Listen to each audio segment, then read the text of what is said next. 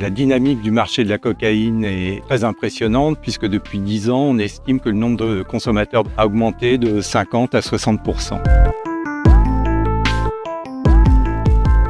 Aujourd'hui, la drogue illicite la plus consommée dans le monde, c'est le cannabis. De très loin, il y aurait environ 230 à 235 millions de consommateurs dans l'année dans le monde. Et la cocaïne est la deuxième substance la plus consommée avec environ 23 millions de consommateurs. Le marché de la cocaïne en valeur en France et peut-être en Europe est plus important aujourd'hui que le marché du cannabis. La dynamique du marché de la cocaïne est très impressionnante puisque depuis 10 ans, on estime que le nombre de consommateurs dans le monde a augmenté de 50 à 60%.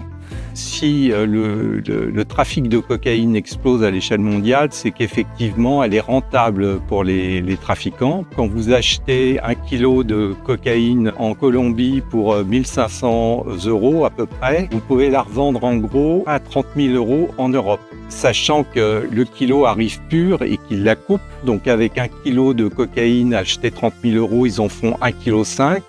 Ils vont revendre 60 €, donc les bénéfices qu'ils peuvent dégager par kilo de cocaïne est à peu près de 60 000 €. C'est beaucoup plus que la résine de cannabis.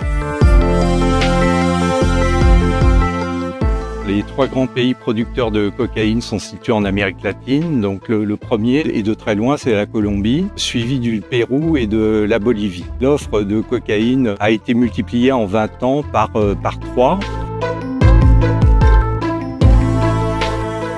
L'essentiel des routes sont des routes maritimes, via le biais des porte-conteneurs. On le voit dans les saisies. Il y a ce qu'on appelle des zones rebonds. Il est important pour les trafiquants de changer éventuellement de route, donc de partir de Colombie, de décharger par exemple à Fort-de-France ou à Pointe-à-Pitre, qui sont des lieux, disons, moins surveillés, moins sécurisés pour brouiller les pistes. Il y a tout un tas de pays de transit. La consommation de cocaïne aux États-Unis depuis quelques années est plutôt stable. Aujourd'hui, on peut dire que l'un des marchés les plus dynamiques de la cocaïne dans le monde se trouve en Europe.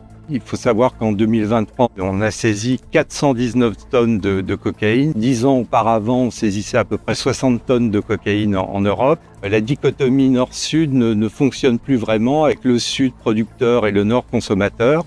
On assiste à une explosion des consommations de cocaïne dans les pays du Sud, notamment en Amérique latine, en Afrique et en Asie.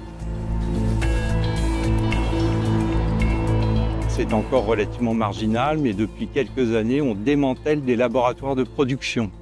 C'est-à-dire que les trafiquants importent la pâte base et la transforment en chlorhydrate de cocaïne sur le sol européen. Et on a notamment aux Pays-Bas, en Belgique et en Espagne des démantèlements de laboratoires qui sont capables de produire des centaines de kilos par semaine, ce qui n'est pas négligeable. Les trafiquants européens vont prendre des conseillers et des chimistes qu'ils vont recruter en Colombie ou au Mexique. C'est un aspect de la mondialisation criminelle.